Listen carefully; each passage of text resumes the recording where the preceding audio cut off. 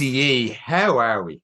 Seán, well, I'd like to think I'm better than you, but I'm probably not actually. I think we're both in a rough way for completely different reasons. But we may as well start with you first on this one. So the last podcast we had with Kevin Nash, and that was a hugely popular podcast. A lot of tips, and I've been getting nothing but messages on the Instagram about like going a little bit back from the balloons, helping people getting PBs. A few people messaged saying that they saw a lot of people hugging loved ones, and I was guilty of it too at the top of the podcast.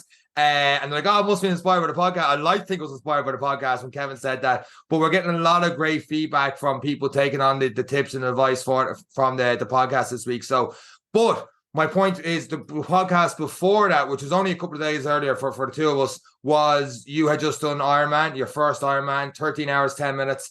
And a lot of people said, Jesus, Eric, were you lying down when you recorded that podcast the next morning? Well, I really much bursting my foot in the door. I was like, right, Eric, podcast, let the head off for the day. Let's go. So I apologize to you for everyone on the podcast for that. But how are you feeling since then? It was a pretty busy week, so stayed on in Helsinki, and I had my mum and the in-laws with me as well, and they were in full tourist mode, and I was not a happy tourist. So well, first of all, I wouldn't be a happy tourist if I thought I was in Portugal. I was in Helsinki instead, but continue. Yeah, and then after that, then Helsinki for work. So I spent 2-3 days in Helsinki working straight afterwards, and then got home on Saturday night. But even up until Friday night, I think I rang you. I sat in the lobby. So after I did the last sim flight, it was like everything just left. I was like, uh-oh. I just rang you from the lobby. I was like, Seán, I can't get off this chair. I don't think I'm gonna do the Dublin Marathon, and I don't know what happened to me. I think by just making that decision, then everything hit me. My throat was sore. I was nosy. I was everything. I was like, oh no, I've really given up. So probably should have told myself I was doing the marathon. I would have been all right till Monday. But yeah. And then we were landing in Dublin on Saturday night. You couldn't see anything. The rain was that heavy when we were landing, and I was like, oh my God, am I happy I'm not doing this marathon? You made the best decision. I was at the expo on Saturday, and unfortunately couldn't stay there that long. I was not unfortunately, actually, to be honest with you. I was heading across the road to Stimulus Court because there was a High Rocks event on. I knew a lot of people doing it, and it was a great atmosphere. It was a great buzz to watch that and then do a marathon afterwards. But I wasn't really thinking about it. But I do remember getting home that night late enough and just hearing the radio being like, oh, it's going to rain till 4 a.m. After that, it's going to be clear skies for the rest of Sunday. And I was like, yeah, right. We are long overdue a rainy Irish marathon. And that's exactly what this one was.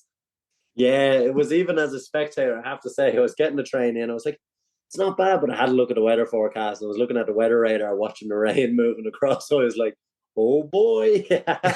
So I was well wrapped up, and I was like, I knew I was under time pressure to get up to the Phoenix Park to at least get under the trees. So I was standing there in the trees, cowering away from the rain. And every time I'd see someone or recognize someone, I'd run out and be like, yeah, and then straight back in underneath the trees. And pretty much lived my day just like that. But it was. I met a few. I suppose we're cutting to the end, but a few near hypothermic people at the end. It wasn't the warm marathon problems we've had the last couple of years. It was the complete opposite. You viewed it from a spectator. I viewed it from going through the race. So we've got two different perspectives on this one. So with that said, we're going to hit the intro music and get straight into this week's episode of the Any Given Day podcast. It's a Dublin Marathon review 2023. Let's go.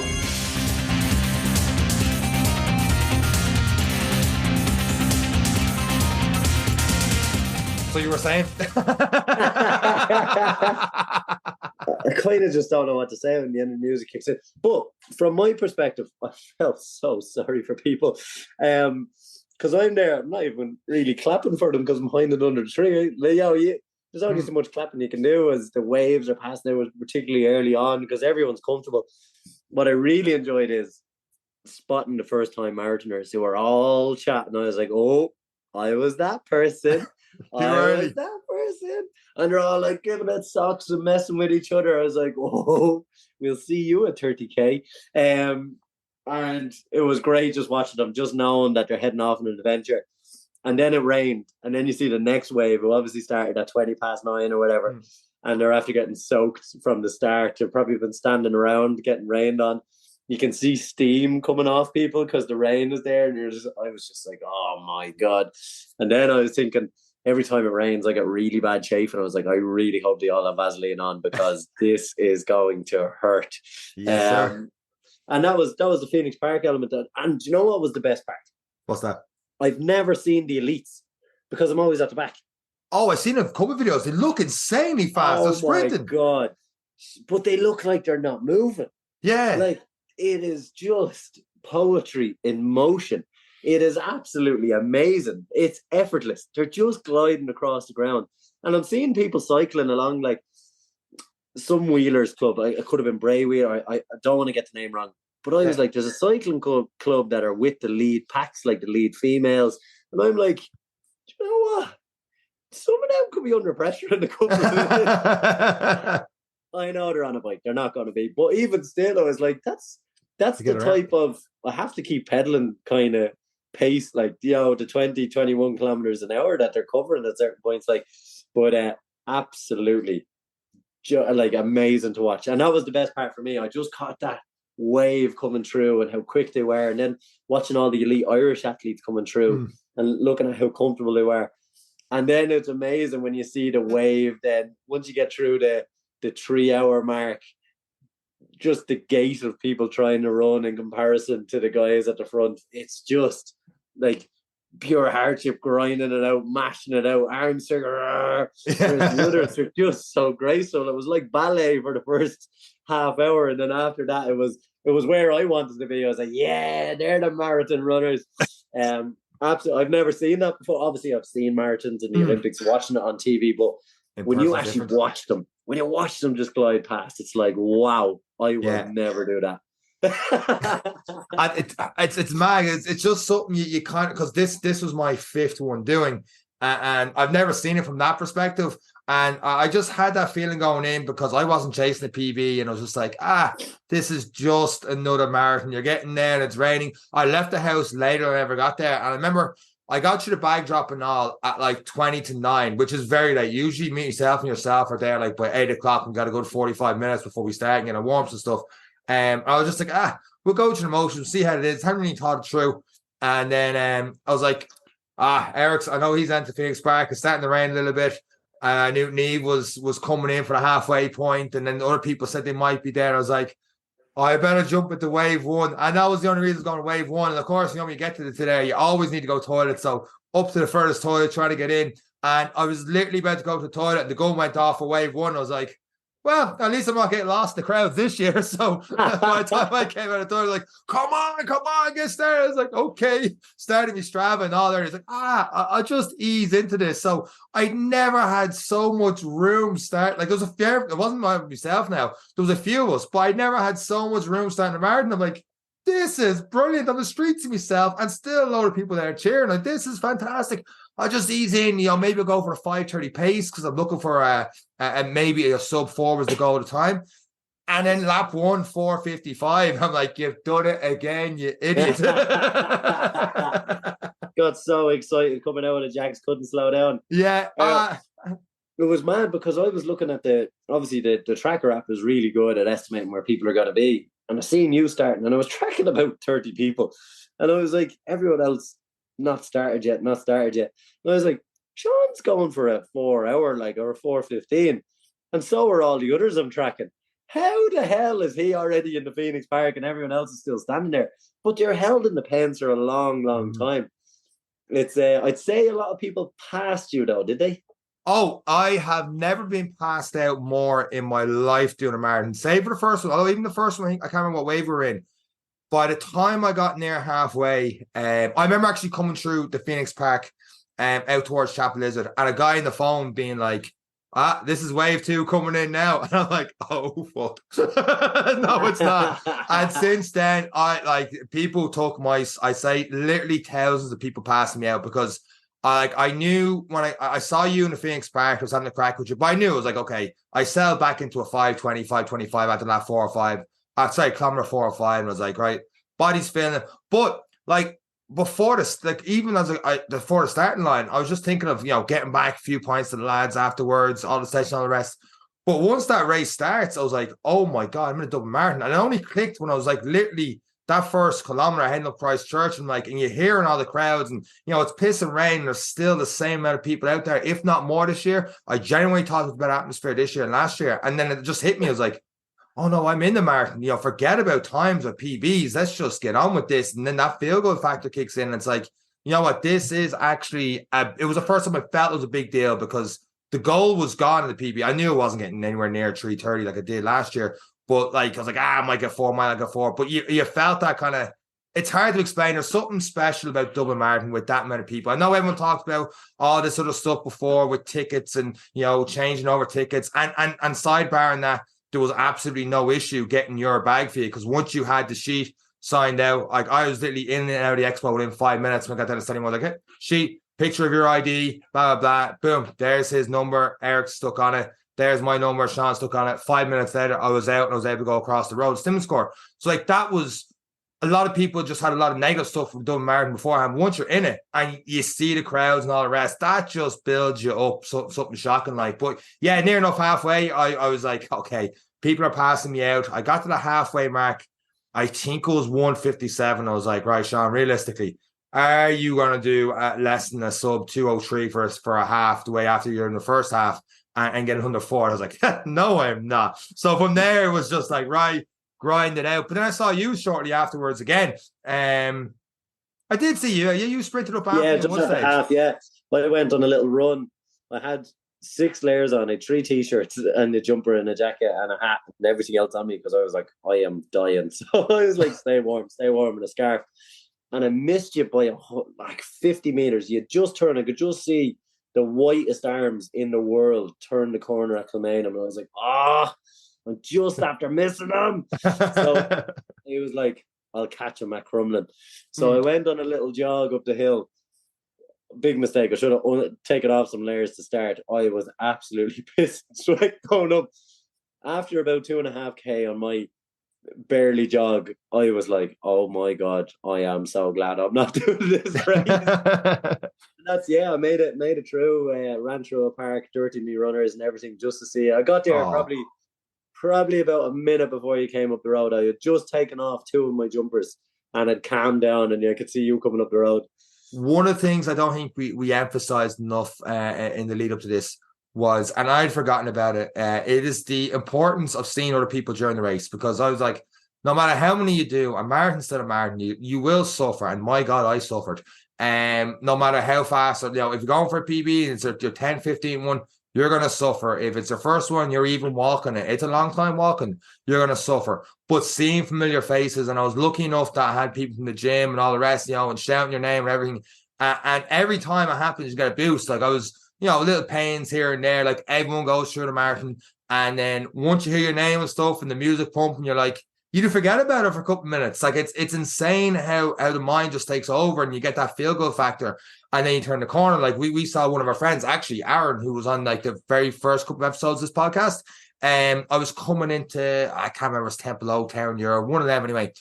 Coming in around the corner, I just saw a sign. I was like, go Seán, like a massive sign, just go Seán. I'm like, that's pretty cool. I wish that was for me. We'll just pretend that's for me. And then underneath or above it, it was like, welcome to the party, pal. I'm like, Die Hard, my favorite movie. That has to be for me. And I saw Aaron there. I'm like, deadly. He just literally clotheslined him with a hug. He's like, keep going. I'm like, effect the time is more important. And that gave me a huge boost to keep on going. But I will say this, because we've talked about me struggling and all the rest. I did not stop until I got to a little after mile 20. And I say this for a particular reason, because we got up to this stage, and unlike last year, but at the start, a few of us Seán, Eric, Any Given Run Day podcast, all the rest. I had none of that for the first 20 miles. I'm like, okay, fair enough. It is what it is. So I got to just after 20 miles, and there was a tray there, and it was a half a banana there. And I hate bananas. I'm like, feck it, I'm struggling. Potassium, it has to work. If anything, you seen me eating about 20 of them the weekend before. That was it. I remember taking them on the thing. I was like, feck it, I'll take one. So I had a banana. I'm like, if I start chewing this as I'm walking, as I'm running, I'm gonna choke the damn thing. So I stopped. I took a bite full. And as I took my second big bite full of banana, I just heard, Seán, Any Given Run Day podcast, keep it going. I'm like, mouth full of banana. Oh, punch! Thankfully, I saw him again at the end of the race. He sent me the wrong way, Stephen. So, Stephen, shout out to you for. I got lost going to Tono's afterwards. I have to mention the podcast, whatever way it was. But yeah, he's like, "Oh, I saw you in mile 20 and stuff when I passed you out." And there's a few others like, "Oh, I saw you in the RDS, passed you out. Thanks for that." But it was great, and we saw Seán from Cork as well during it. And a lot of people start like, not a lot, it's probably around 10 or so. Like, Hugh from the podcast is like, right. I better finish this race now. Keep it going. It was that extra little motivation. The rain, though, and then this is gonna sound. I don't want to sound like being hard, David Goggins or whatever. But when it got heavy, you're just like, yeah, I'm in this. Let's go. Had I woke up that morning, and 7 o'clock, getting ready, and just saw that just torrential rain coming down, and having to be dropped off and walking 2-3 K to the start line, and there's just pissing rain, and you've only got one layer on your hat, whatever, and maybe another jacket going loose, and you're just waiting ages to start. Especially if I jumped into wave 2 and waited another 20 minutes to start, and that rain was down, I don't know if I would have turned up. I probably would have and struggled a lot more, and it just been a bad event. But when you're out in it and it's near the end and you're going through puddles and you have everyone cheering you on, you're like, you know what? This was coming.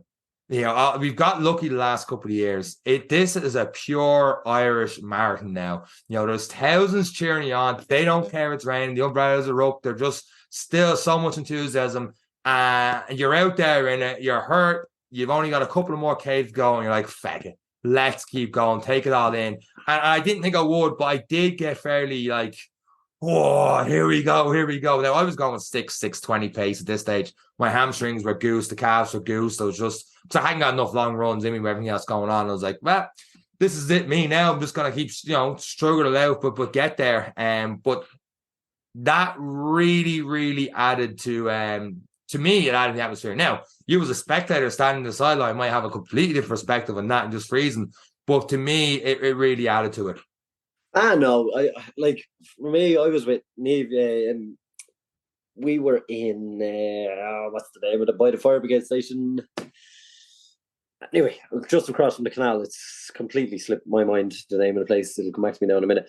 And we were standing under the Dublin Marathon. And but Neve was like, "Oh, I'm going into the shop. Do you want that?" And I was kind of like, I kind of just want to stand here and cheer at people. I was having so much fun, and I seen so many people in that stretch at that halfway point after I saw you, because obviously you were the tail end of wave 1. So as I was walking to Dublin's Barn, I was seeing people from college I haven't seen in a long time. I was seeing people I went to school with, and they were like, "Oh, well done in the Ironman." As we're halfway through a marathon, I'm like, "Don't worry about me."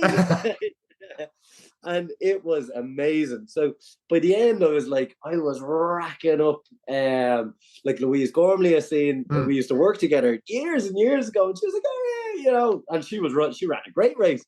And then I was like, "Oh my god!" So by the time I started out following about 15 people. By the time I walked the kilometer back down to Dublin's Barn, he was like, "Many people you're following?" Like 45 people to see how they did it. It was unbelievable. I've seen so many people, and I was roaring all sorts of abuse at some of them, and it was just great to be a part of that day for them as well. And my cousin Francis listens as well, had a great run, and seeing him coming along. And I missed Louise Doran. I missed Ozzy Doyle. Ozzy Doyle was hiding somewhere. He didn't want to be seen. I couldn't see him. I tried and tried. I just couldn't find him. That's because he showed us up a couple of years ago when you ran him a fair bit, and then he had to keep on going, and you had to go back and stretch your hamstrings, and he had a hell of a time that year. But it's mad, the ups and downs. Like you don't get a better PB each and every year. It's like keep coming at it, and that's the great thing about it. That every year, every marathon is different and means something different each time. Yeah, it definitely does, and I suppose for us, the nice part about the finish for us is I was like, I'm not going to watch on in that rain. Yeah. I was like, I'll get the table. That's what I was like, "Oh, Eric, you go to the table." And people had a hard time getting in afterwards. It's like, "How'd you get in, Seán?" I was like, I wasn't that fast. I had a seat reserved for me there. And it was great because I still seen then a lane at the end. So I still had someone on the finish line. And then knowing that someone was keeping a seat for me when I got to the pub, instead of going, "Where am I going to sit in afterwards?" And then just having the crack afterwards was class. But there's been a lot of negative stuff online with Martin, and yeah, it's without its faults. And I know you're at the end, and people are like, oh, like some people did get said they got hyperthermic, going around and trying to get the bag and stuff. But like, what would like, with that amount of people going through, you kind of have to do the lap around to get back out of there. And your bag drop is there. Put another black bag into it, and put your jackets and stuff, change your clothes in there. Like it sounds harsh, but I think that's a little bit on you on that one. There's only so much. I know it's a lonely walk. It is a long, lonely walk, but I'm not going to criticize it because I don't know the best way to do it, because there's so many people in each side of the street. You can't come back on that street at the end of it. I don't think anyway. So the safest way is probably do that block around, especially, the tents and all there, and trying to get your bags and stuff afterwards. Maybe there is a better way. Maybe someone listening going, Seán, in Berlin they do this, in London you do this, you haven't a clue what you're talking about. But there's a lot of volunteers out there in that day, and they put everything into it, and there's a lot in the expo 2-3 days. And I know there's like the medal was whatever, the medal had a wrong spelling in the back of it and all that kind of crack. But at the end of the day, I don't even know where the medal is right now. To me, it's whatever. It's the event, and I know that sounds corny and cliche, but the event and the people and all the rest around it, that to me is I'll always remember. And I think your experience at the end. Now, I met one of our listeners as well coming up. We met him in Cork. I was shoving fried chicken into my mouth, and I was walking past him, and again he was like, "Eric, podcast," and I mean rattling. I was like, "Man, go home." But it did a great run, 3:07, absolutely amazing work, brilliant, and like that's what it's all about. That's the fun I get out of it. But that feeling at the end depends on the day you've had. When we go back to our first marathon, had it rained on us that day, and I had to walk for my bag, I think I probably would have killed someone. Do you know, like it depends on it depends on the day you've had. But that was our fault though. Yeah, and it had a rain that day, and all the rest, and we're walking ages afterwards. That's not anyone else. That's our fuck up for not trying hard enough for it. And to the testament of your, I think what I've learned from Ironman, like people say it's a bag drop. You're dropping a bag. And Ironman call it your street clothes drop. And they give you a checklist to put in a towel, to put in this, put in that, warm clothes. So like me as my first time, I was like, oh, warm clothes, make sure, it could be anything, I'm going to be gone, it's going to be dark. So mentally I'm like, it's going to be nighttime by the time I finish, I am going to be cold, it's, so even I wasn't expecting the rain, I didn't even know it was going to rain that day, it started out sunny. But I think for people, when you think you're finishing at 1-2 o'clock, you're like, I'll be grand. You need to be just stripping out of everything, even if it is a warm day as well, salt, everything else. Like I even put baby wipes into my bag just to wipe some of the salt off my face on the warmer days as well. But people will have learned their lesson, and you treat that bag drop to be a full new person when you come out the other side. Have your sliders in it, and have your comfort. Like go to the pub and flip-flops, do what you've just ran 42.2, just enjoy it. You got a bit of abuse for your Birkenstocks actually on the day of because before the start of the Ironman, there's a picture of me and you, and you got your Birkenstock sandals on you. I don't even know that name because they're like, here, what's he doing with his Jesus sandals? So the floor is yours to not promote them because we're not being sponsored by it, but to state your case on why you're wearing Jesus sandals before the start of an Ironman. Were you looking for divine intervention to get you through the Ironman, a bit of luck, or why are you wearing these sandals? Well, I tell you what, I didn't walk in the fucking water anyway. That's for sure. I'm a flip-flop man, and I wore flip-flops in Rome and ended up doing a 10K in flip-flops, and my ankles, everything were goosed afterwards. So I actually just looked for something with a little bit more support in them, and I was very against them because, like you, I was like, Jesus sandals, and Kate was like, you're gonna wear them. What color do you want? And I was like, brown. so they arrived. I put them on, and I was like, oh boy, these are brilliant. Yeah. Now look, never wear them with socks. Don't be that person. But absolutely, I'm telling you, my world has changed. I'm buying 2 more pairs for moving to the Middle East as well. I'm never going to be out of them. They're absolutely amazing. The amount of people listen to the podcast at the marathon, like, Eric, I'm missing 2.5 toenails. The other ones are black. I can't be going around wearing sandals in November right now, but maybe after. That's the exact reason, though. It's like you finish your race, don't be putting back on shoes. Get your Birkenbirks on, slip them on, good grip, good arch support, and go for your points. Like, it's unbelievable. But no, it is part of that. Like, and that bag is the start of your recovery, and that's something we've learned as well. Like, although we say we're going for points, we have isotonics in the bag. Yeah, we've got that little of something that's just nice. That's not the full sugar. You know, it's something that you're familiar with. For me, it's ice cream. I always wanted ice cream after one. Yeah, it's just a weird one. So, but again, like I was very much of the opinion coming up to that marathon. I was even annoyed at some of the email responses I was getting in terms of I can't collect my ticket, and and it was just like, oh, do you know what? The fun marathon is starting to become not fun, and the friendly marathon is not. Yeah. Obviously, they want as many people there in the expo as you can. Had they just sent you that PDF for the thing you got signed and sent on to me, get printed off, they're like, look, there's the way to get your ticket. If you can't get a ticket, someone has to collect you, but they need this, this, and this, the checklist there, the ID and all the rest. That was down. Now, I know a lot of people had problems with it Friday evening because, like, the first 5 tables, so they had, like, 20-odd tables, whatever it was in the expo, and the first 5 was the only ones that dealt with getting someone else's ticket. So I just went up to one of the 5 and was like, I need to get this person's ticket on my own. And it was just easy because it was early enough in the morning when I went there. By saying peak times, probably those lines were a lot longer, and that could be where the issue was with some people. Also, going back to change the clothes, stuff like that. The caveat is it's very easy for me and you to say that, but for a female trying to get changed out in the middle of the streets because if people are getting changed like by the houses and stuff beside it, probably not as easy for a girl as it is for a guy to do that. So I know, like, even when I got the pub, I was like, here, wet top, take it off, don't care, show on, towel quick, throw on top, and obviously everything else I went to the back shouldn't get changed. But like it's a lot better for a guy. Not better, but you know what I mean.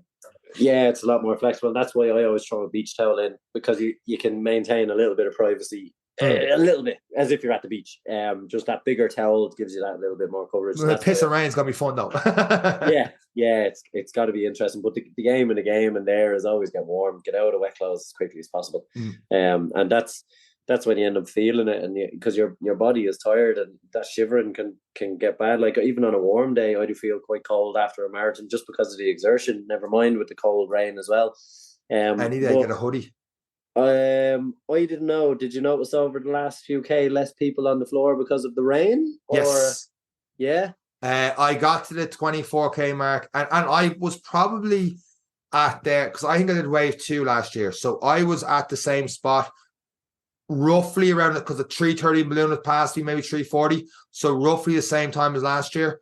And not as many people. Now, obviously, people stopping and stretching out, which is normal for a marathon, but nowhere near the carnage in the war zone that it was the year before, where like every second person was down. There's a few people, you're like, come on, you're nearly there, keep it going, that kind of thing.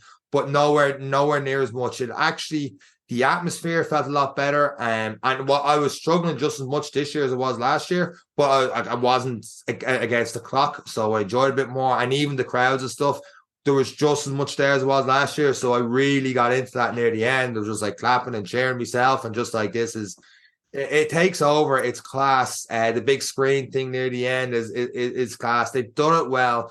Like, if you are doing your first marathon, ignore all those negatives. There's a lot to be prepared about, but once you are, you can't recommend a better marathon in this country than Dublin. And I'd say I can't speak for the bigger ones, your Londons, your Berlins, and obviously Boston, New York, and all the rest, or even some of the abroad ones. I'm sure they're pretty cool to do. And like yourself last week doing Portugal, that kind of experience is really cool as well, going abroad and making a bit of a mini holiday and stuff out of it. But if you're going to do a marathon, there's something special. I truly believe that about Dublin Marathon, that it is really, if you're a runner at all, even if you're listening to this going, you only do 10Ks, not only, but you know what I mean, 10Ks or maybe a 10 miles at most, or even a 5K now. I think anyone with enough training can do a marathon. I think it is, forget about times, it's literally consistency to find your way out the door and slowly build it up from there. And I know the training can be long, 8-10 hours a week, but if you slowly build that up over 20, 24, maybe 28, 32 weeks, it is possible to slowly build it up and get away with not doing 12, 14-hour week training. Like it is possible to do it. I just can't recommend it enough. Like it's one of those where before this one, I was trying not to be arrogant about it, but had you talked to me week leading up to it, I genuinely hadn't thought about it. People are like, oh, it's going to be, a good day Sunday. I'm like, it'll rain. I genuinely was like, it's going to rain. Okay, it just will. I hadn't thought about it, and I was keeping busy with other things. But then once that race started, well, I was in the Jacks, but once I got past that and started the race, it was like, you know what, there is something about Dublin. So as soon as that text comes in the next couple of days, like, here, your 40 hours sign up, I'm in. And it's a yearly thing for me. I said that last year. I forgot about it. I was just reminded how special this event really is, just because of all the negative stuff that's coming in, that it's just a hell of an event. And I wish people could just experience to have that many people cheering you on, especially people you don't know, people you haven't seen, and like you said there, you haven't seen in years, just cheer, hey Eric, and just like, oh, fair play in the Ironman, or like even last year when you're running, like, oh Eric, keep on going, and you're like, oh, that's someone from school, like I don't remember that person, or that's someone from this job I used to be in, and you remember that, and like, when do you ever connect with all these people except when they're pushing you on in this kind of event? It's so cool, man. It's so cool. It's absolutely brilliant. It's the weird part for me was people in the marathon were shouting at me on the sideline. I was like, we really need to stop doing this podcast. But it's it was so good, and I hope we did give people a couple of people have sent very, very kind messages and thanking us for getting them through the marathon. And I just want to say, we didn't get you through the marathon. No. Your family did, your dedication did, your hard work did. And it does take a certain level of grit and a certain level of a person that's willing to go. And there's a reason why people will laugh at you for doing a marathon and, oh, you're talking about your marathon again, because there are people that won't go through it. And you've done that yourself. You fought your own battles, and you did it with everyone runs a marathon for a reason. And whatever your reason was, we hope we gave you some nuggets along the way, and we didn't get you through it, and we're just happy for all the people that did their first.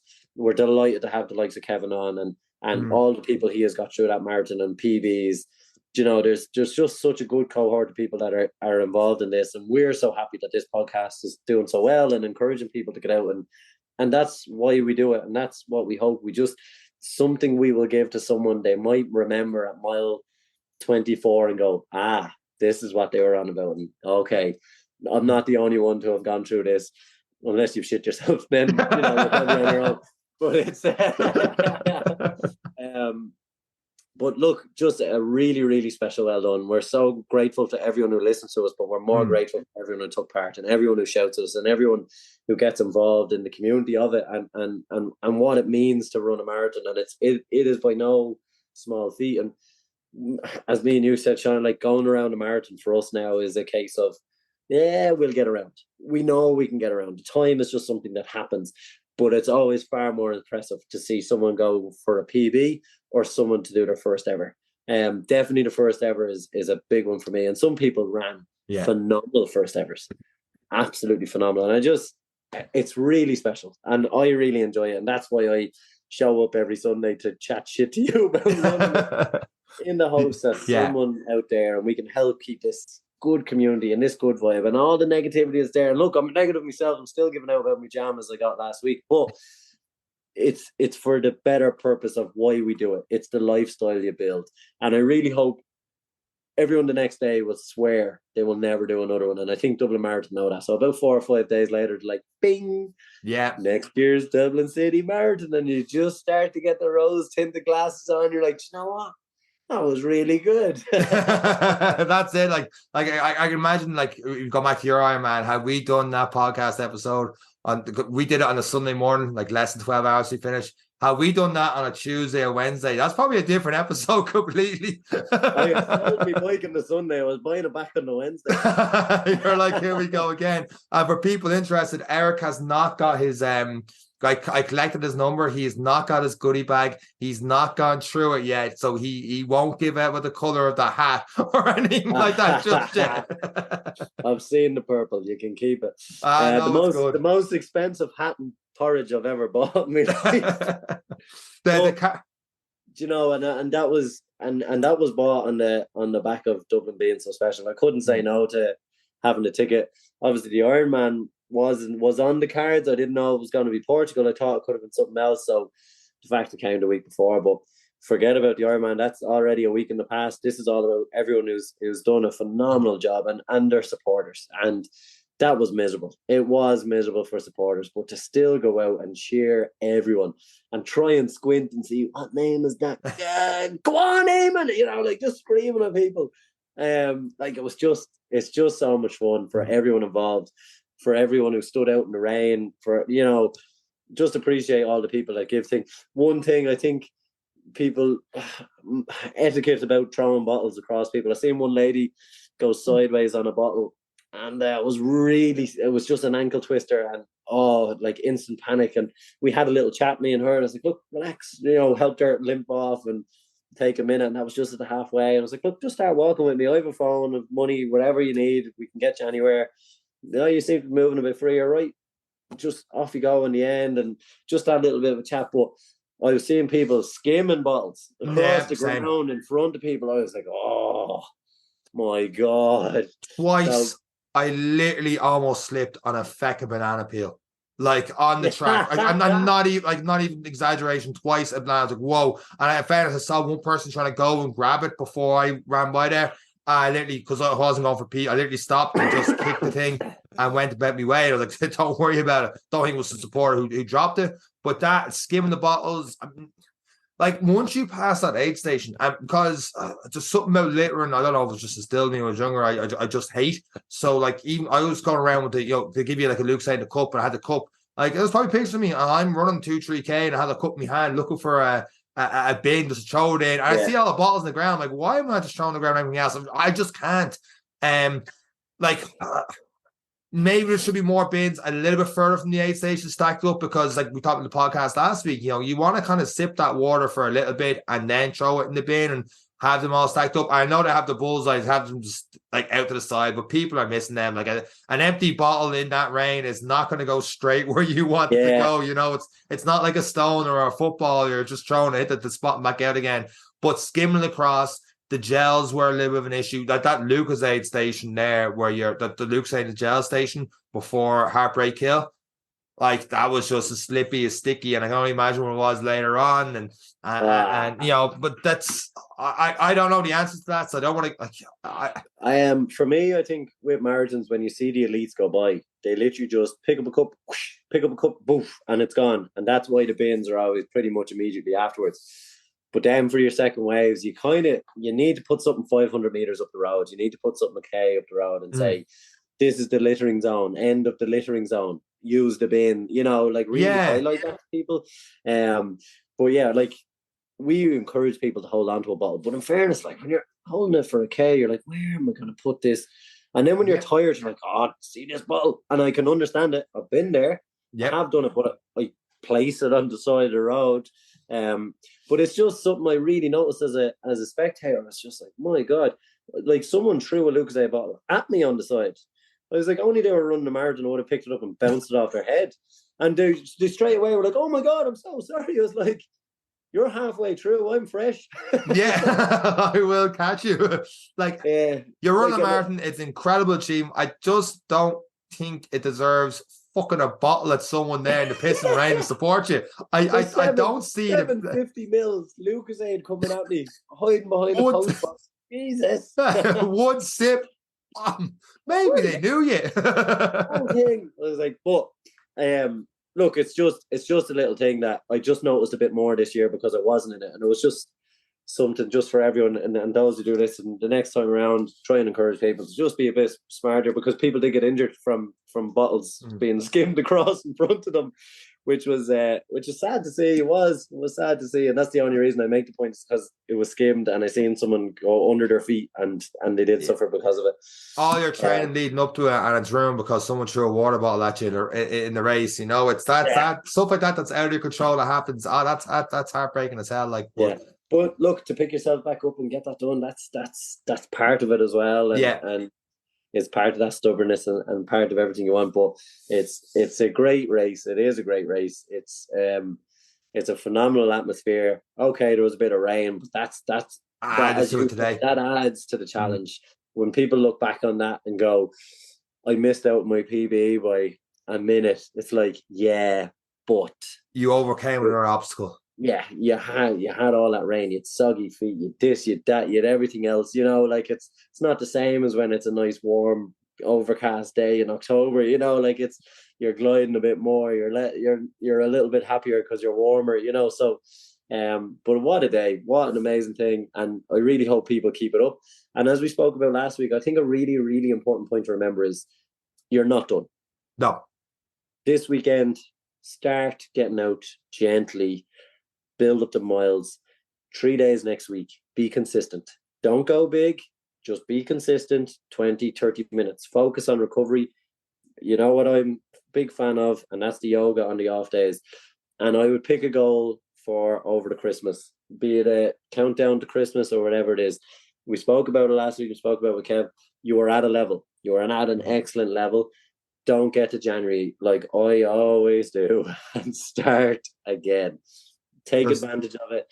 See what's required to just maintain a consistent level so that you can enjoy your Christmas, still keep training. And that's like this stage now up until January is a great foundation, because you are starting January at where you finished your marathon season now. So then with a consistent block or two for an early marathon, you might consider doing Westport Marathon in April. You might look at some mid-seasons. You might look at traveling abroad. You are ready for a 16-week block. And then all of a sudden you're 4 hours like, I reckon I can do a 3:45. Yeah. I reckon I can do a 3:30. And you're constantly building on the fitness you've got now.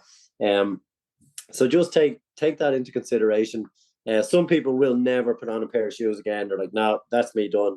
And that's it. But I would encourage you to find something else. You've worked so hard to be in this shape of endurance. You like, for me, the endurance is there. I probably don't look fantastic, but the endurance is there. And it would be a shame for me to just go, right, I'm not doing that now till January. So once we get there and settle back in and get over this little bit of a cold, we'll be back. We'll be back. We'll be back on the bike. We'll be back swimming, definitely swimming, just to get in and shake it out and just keep building for January and then set goals. It's a lot easier to set goals when you're coming at it in a better position of fitness than it is then to go, I'll start training in March and then I'll try and break the 3.5 hour marathon, because you won't. You're just going to do the same thing you did this year. So you need to develop on this and just keep yourself consistency. And that is the king. Get through the Christmas period and you can enjoy it. Some people get to run in before the dinner, just find ways to add in little levels of something. It doesn't have to be a whole lot to stay consistent and keep that maintained fitness for the next couple of months. But as someone who had a woeful summer of running, there's nothing as demoralizing as knowing you're at one standard and then 2 months not running, and all of a sudden you go out for a run and your standard just drops and your pace is down by a minute, 2 minutes, and you're up in the high heart rate. You're like, we have to do this all over again to build it back up again. And that can knock people for six and be like, you know what, I am done with this crap, because you lose. And we talked to people on the Sunday that had insane marathon times before and dropped back a fair bit. Like, I was 41 minutes slower this time than I was last year. Like, it happens. Sometimes injuries and stuff happen, but if you can just add a little bit of consistency now to your running, doesn't have to be extreme mileage you had before, and build that base, maybe a couple of 5Ks or like a park run 5K or a Santa run or a local 10K that might be coming up. And then New Year, like you said, set your goals. It's phenomenal. The marathons never get easier, but what I do think gets easier is the time you're out there, and you're out there for like another 2 hours running. That doesn't feel like what it felt like when we did our first marathon, because that felt like forever running for 2 hours. Whereas the more you do, mentally it gets easier. So in a way, Sundays was the easiest because mentally it was. Physically still tough, but I knew, okay, you're in the slog, you're in the hurt locker for the next hour and a half. A lot of people are passing you by, but hey, you haven't put in the work, so you just have to deal with this, smile, get through it. You're still doing a freaking marathon, and that's class. And I'm still getting the medal as all these feckers. I might get it a few minutes later than them, but I'm getting the medal, and I have a seat saved for me to pub afterwards. So who's the real winner? Who's the real winner? Yeah, but it's no, it is good, and hopefully people do take something from it. And whatever it was for you, I hope you found it. you definitely, if you didn't find it, you definitely didn't have a hard enough day. And it is one where you learn a hell of a lot about yourself, and you soon learn when you cross that halfway point that the smiles and the jokes start to disappear and people get very serious and stuff, and you will remember all these little moments. You'll remember little moments for yourself, and you'll remember the course for the next time, because anyone who's done it is definitely going to sign up again. They will work their way into doing another Dublin Marathon, and it is brilliant. Luckily, I am not under that pressure. I will not be doing the Dublin Marathon for the next 2 years at least. So I'm kind of glad to be out of the pressure of doing it. I'm not going to lie. It's nice to not have to I'm going to get the text, but I'm going to be like, no, you're all right. And then I'll be back trying to get into the lottery again. But it's nice for me to not be under the pressure of feeling the FOMO of not doing Dublin. And that's what it turns into. That's genuinely what it turns into. Even though I was like, I have no right to participate in this race today, still watching people going, I could have kept up with him. I could have kept up. It's no way to think of it, but it does. It's hard to be on the sidelines. It's such a great race. Yeah, 100%. And with that said, I think we'll wrap up this episode of the Any Given Day podcast. Unless you got anything else to add, and you clearly do not the way you looked at me there. So that is it from myself. And I am going to get some much needed sleep before we begin the week all over again in the morning. Thank you very much for listening. As always, do that. Take care. Bye.